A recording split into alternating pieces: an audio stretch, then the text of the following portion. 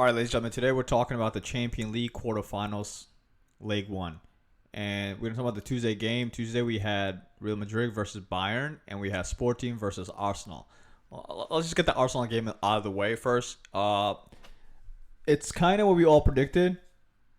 I think Sporting had a good chance at their home soil. Arsenal, it looked like they were just running the clock. Like, there was no set pieces. There's nothing. But obviously, at the last minute, before the game was over, you had Kyle Havertz come through with a great goal, right? Great connection.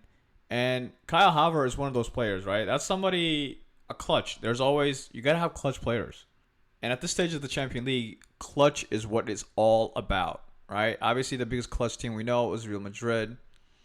And what is it? Real Madrid has all the clutch players. That's why they keep winning this tournament. Because in this tournament, that's what you need. Think about it. In Chelsea, even when he plays for the national team, the guy is just clutch. He misses a bunch of chances, but when you really need him, once in a while, he'll have this kind of performance, or he'll just save the team, and you kind of forget about all the other flaws, right? And that kind of gets him going for a month or two, and then you get a big game again. He comes through. Some footballers, that's their bread and butter. You know what I'm saying? You perform, big game, and then you disappear for a while, and you do it again. The next round, going back home, Arsenal's coming through. I mean, there's just no... I didn't see Sporting having any kind of fight to really make me second guess about saying that Arsenal's going to come through. Arsenal's coming through. The next game was Bayern versus Real Madrid. This is a pretty big game. There's a little backstory for each side, obviously. Let's get to it. For Bayern, Harry Kane's having a wonderful season. Michael Olise is having, again, record season. Luis Diaz is having a record season. And I always wonder who's going to leave Bayern, Sane or Gnabry. Gnabry won. Gnabry's here, and he just gels so well with the team.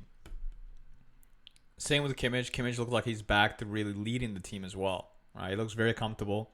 And since Jonathan Hoffas came here, it looks like the back kind of came down. The leaky, the dumb mistakes that were made the past previous Champions Leagues looked like it was getting cleaned up. It looks like him and Upamecano are working very well together. It looks like the pairing, nice.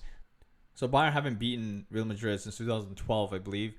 And this is obviously a great season for them, because for them, the home league is over. They're winning the Bundesliga.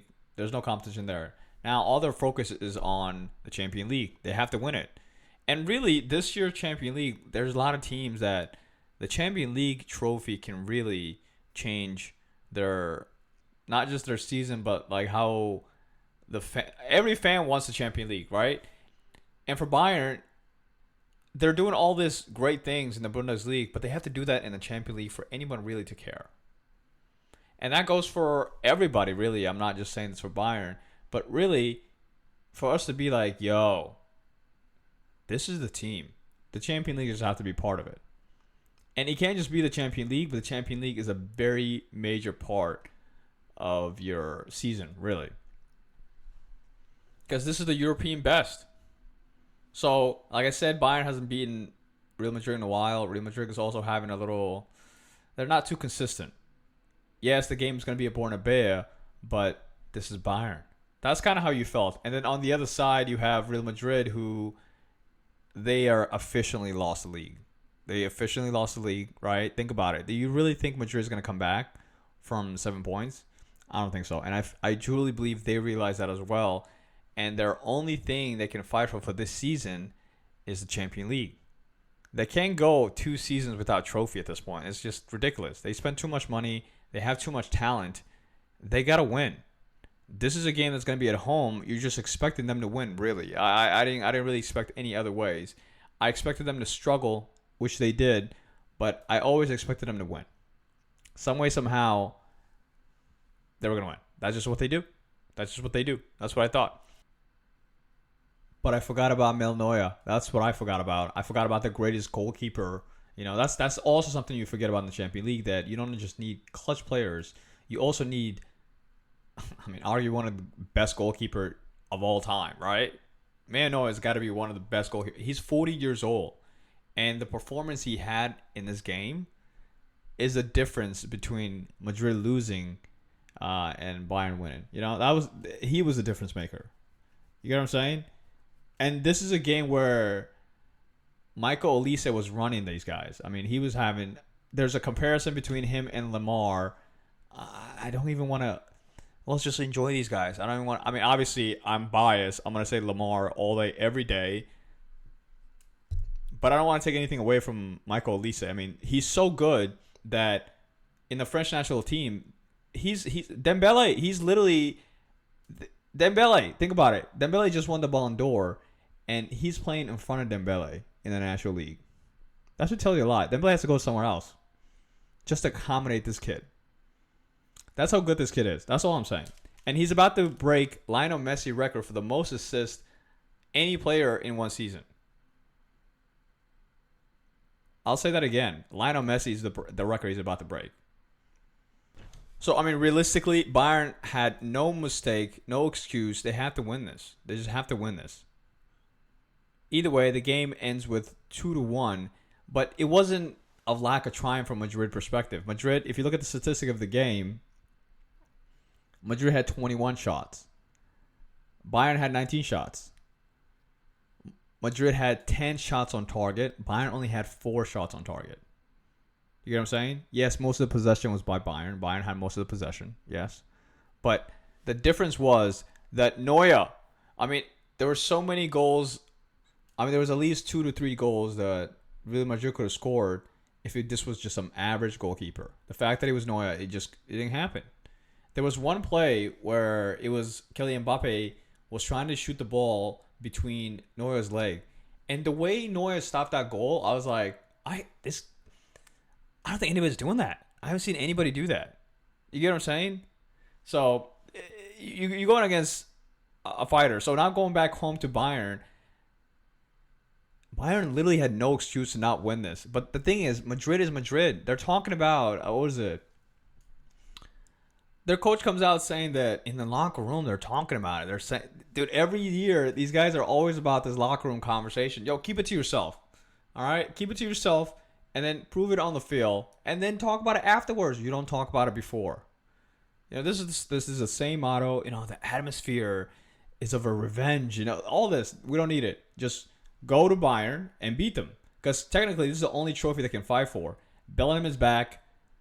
And for Kylian Mbappe, there were a knee problem we were talking about. It looks like he's fine. So they have every chance to win, but it's a Bayern home. This is all for Bayern to lose, really. And they shouldn't lose this at all. Anyway, on Wednesday, we had Barcelona versus Atletico Madrid. And then we had Liverpool versus PSG. First, we're going to talk about Barcelona versus Atletico Madrid. And, I've said this before. Listen to my last episode. I really brought this up. The point was this. I knew there's 3 games we're playing each other, and I just knew there was one game that Barcelona was going to lose. This is the game that we lost. I was hoping this wasn't the game. I really was hoping the game we were going to lose was the one on next week, because that was going to be at their home, and it's a lot easier to take that loss compared to the loss we just took on Wednesday. I mean, this hurts, right? Again, out of 3 series, I knew we were going to lose one. I didn't think it was going to be this one, and I didn't think it was going to be this bad.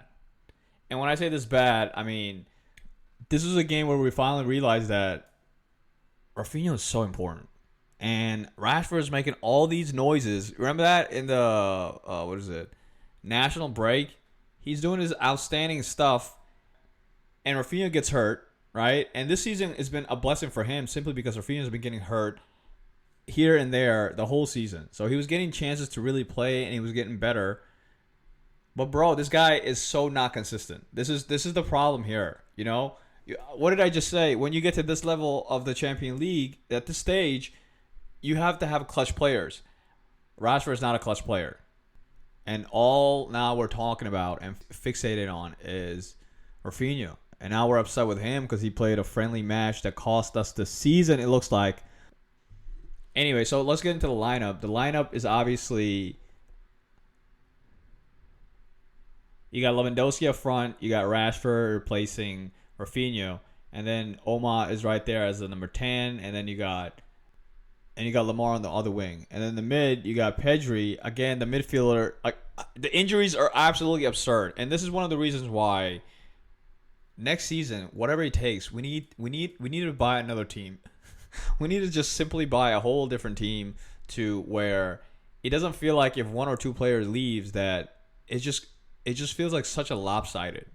You know, the fact that Rafinha is not playing, the front feels extremely lopsided. The fact that De Jong is not in there or Mark is not in there, it just feels so lopsided, right? And then in the back, Cancelo is really good at going forward, but back is not great. Martinez is not he's just not he's not it. And then Kubasi is so young and still making these mistakes. I think somebody needs to sit this kid down. I don't know who their technical coach is, their defense technical coach is, whatnot. They got to tell this kid to stop doing this. Dude, just let him make a goal. Just stop doing this. Granted, this one is a little muddy. Nevertheless, dog, we have to learn to just let them score. It doesn't matter. This has been happening the past 3 seasons of the Champions League, and it's been costing us at the dire time. And this is exactly what happened in this game as well. We were looking fine. At the beginning of this game, it looked absolutely fine. And everything literally changed at the red card. How many times have we said that? Everything changes for Barcelona in the European competition whenever they get a red card. It's absolutely annoying. Just let them score. It's not... You're literally known for being one of the best attacking teams in Europe.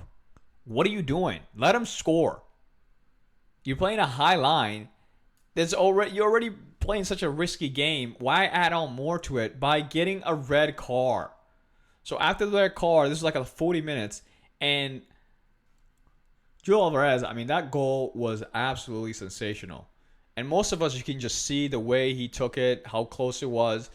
You can kind of see that it was going to be a goal.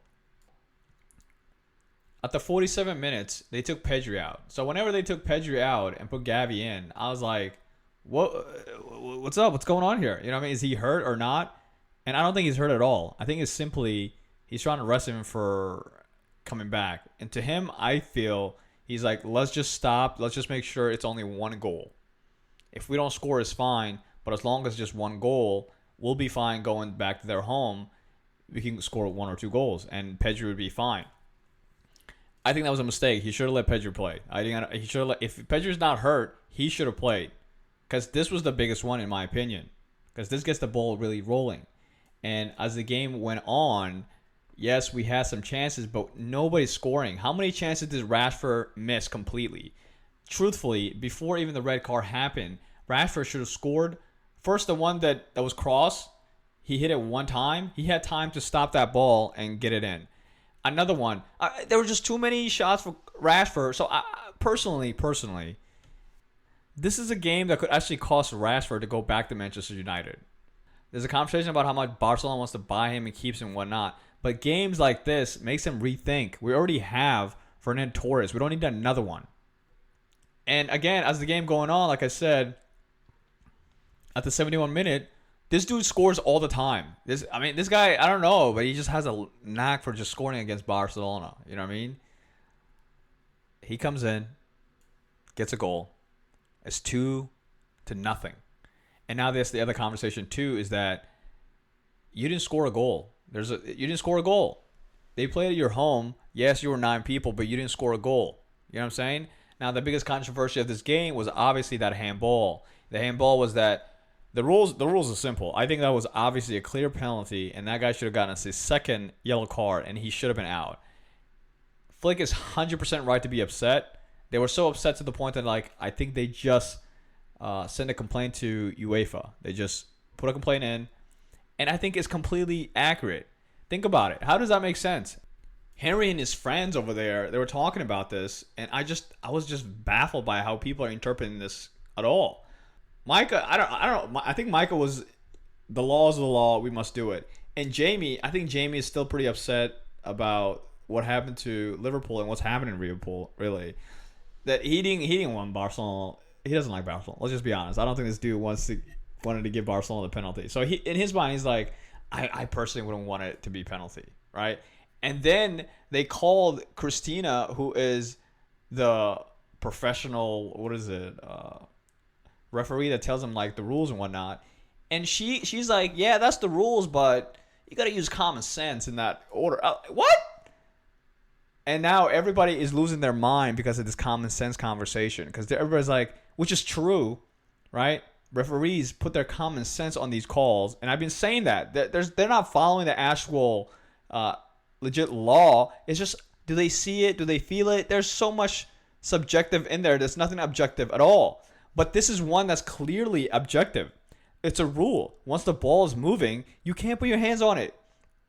It was absolutely clear. So it is fair to put a complaint in, because what is the point of VAR? If the ref doesn't see it, which is fine, they're humans. You can't see everything, but there's cameras everywhere. There's guys sitting in a booth, know the rules, are seeing it and not doing anything about it. And some people are okay with it not being called simply because they feel that it's too soft. It's the same argument you can make from Kubasi's red card, right? He wasn't intentionally trying to. I mean, that's what the ref did. He literally gave him a yellow first, and then they were called them to the monitor, and they're like, "Hey man, you should probably look at this. There was contact." And I'm not even trying to even have a conversation about that, because I clearly think that's a red card. I mean, there's no conversation. Yes, the ball is behind him. It wasn't cut clear if he was gonna score that. Whatever. There was a contact. The law says that's a red. And I was completely okay with that. But I'm mind blown by the people who are saying now, let's put common sense on this one, because it looks so soft that it would ruin the game? For who? Not for us. This happened last season too. Last season, literally, Martinez got fouled. Got fouled. VAR didn't say anything. And we didn't go to the final of the Champions League. The same thing's about to happen again. So yes, please put the complaint in. You know who complains more than anybody else? And it works. Apparently that's what works in this environment. The referees don't get punished. Okay? Watch. There's nothing going to... I know for a fact nothing is going to happen, right? But just to let them know, hey, we're going to complain. We're not just going to let you keep doing this and us not say anything. Because you know who says something even when they're on the wrong? Real Madrid. Who complains more than anybody else than Madrid? You know who doesn't get bad calls as often as we do, that's so diary like this? Madrid. That being said, we didn't score a goal at our home. I mean, that's pretty embarrassing. Let's just be real here. That's embarrassing. So I'm very, very, very upset that this is. There's a chance Atletico Madrid could take us out. But the last time we played at their home, we beat them. I mean, this is absolutely possible. I'm not saying it's not impossible to not win. Like I said, I knew there was going to be one game we would lose. I just hated it had to be this game at our home turf, right? Atletico Madrid haven't lost in their home turf in the Champions League at this stage since like the 90s or something. You get what I'm saying? So if we do win, we're fighting against history. This is a talk for the players themselves.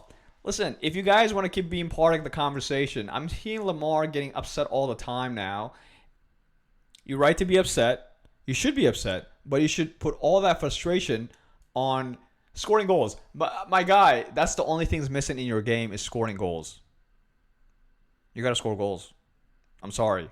If you won the Ballon d'Or, you have to score goals. You should be mad. Get mad. Everybody. I want everybody to get mad and really go take a ritual, take a hike or something. Do what you need to do, because next week determines how your season ends. As a Barcelona fan, this season we won the Champions League. We were so close last season and we got, done wrong at the end of it. And this season it looks like we're about to get done wrong, but nevertheless, we still are in control. But we need to do what we need to do. We need to score goals. We need to score at least 3 goals. At least 3 goals. And that means they can't score a goal. That's really how it goes. And that's just it. You can whine and whine. It doesn't even matter. Nothing does matter. That you just got to win at their home. That's simple as that. Or else you guys are not going to be in the conversation. Anyway, the last game we're going to talk about is Liverpool versus PSG. So obviously, we know for a fact that. So let's be real here. I think majority of us kind of knew this was going to go this way. but we didn't think it was going to be as bad as it was. If you look at the statistic, it's quite embarrassing. PSG had 17 shots. Liverpool had 3 shots. PSG had 7 shots on target. Liverpool had 0 shots on target. Let me say that again. They had 0 shots on target. They had 26 possession. PSG had 74 possession of the game. What was the scoreline? It was 2-0. I would say that scoreline is not even telling the truth. Because obviously, anybody watched this game, you know for a fact that it should have been way more goals. Liverpool been saved by the VAR again. Not even the VAR. The VAR didn't even come in. Didn't come in. That's how... This is what I'm saying. Anyway. As the game is going, you just seen the downfall of Liverpool. You can see there's no absolute structure. Mike Allister, what's going on, bro? Van Dijk, what is going on? Konate, what is going on? Even Akatike, he's playing against his former club. Even he was puzzled me. There wasn't one good player in this team. They got outdone in absolute turn, like in every way. This game showed us that PSG might be defending their Champions League. And they're not playing. Okay? They're here. Benicio and Navas, dude, what a connection between these guys. Fabian Ruiz just looks like it's not even missed. He's not even a miss. Dembele, you got up front.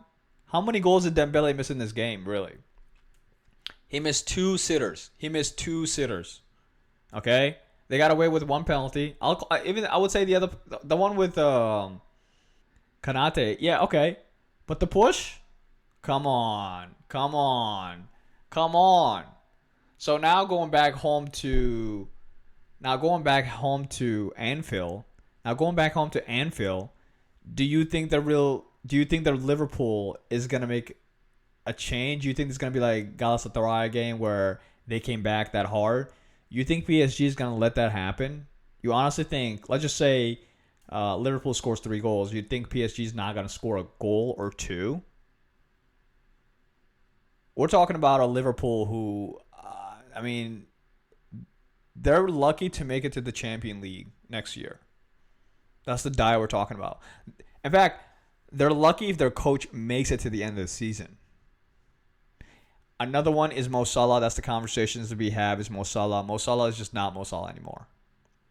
Mo Salah and the coach are not having it, right? The coach is obviously trying to save his job, and Mo Salah is also trying to save his job. Like, he wants to keep playing. But he's been performing terribly. The drop in performance is outrageous. I'm like, yo, this guy, was he doing drugs? Was he doing drugs? Because the drop-off it needs to be studied. So you know he's leaving next season. He didn't even play this game. He's not hurt. It looks like they're punishing him from the performance that he had against Manchester City. Remember that? Do you remember that? We forgot about that. We forgot about that whooping they got from Manchester City. Not because of this other whooping they just got here again. That wasn't the only whooping of the season, it looks like. Now this is the new whooping. In fact, they might get another whooping at their home. Isak still needs time to really get going, but he's not. Come on. You know what I'm saying? There's no midfield. They're like counting on this kid who comes from the bench every once in a while. That's not good. So, I'm not a huge Liverpool fan, but what's happening there is quite wild. To the point that Jamie was having a crash out. Jamie was like having a fit with everybody. He was so upset. And if Jamie's not upset, you know it's not going very well. That's what I gotta say. So coming back home, I see no way that the PSG is not gonna smoke Liverpool. I just don't. You think this is gonna be like the Barcelona comeback? Who's there that can make that happen, really? But this is the Champions League, right? Anything is possible. and it would be extremely entertaining if Liverpool went all out. But I see no way they can beat PSG. I just don't see it. Yeah. Anyway, that's all I got, guys. I'll see you.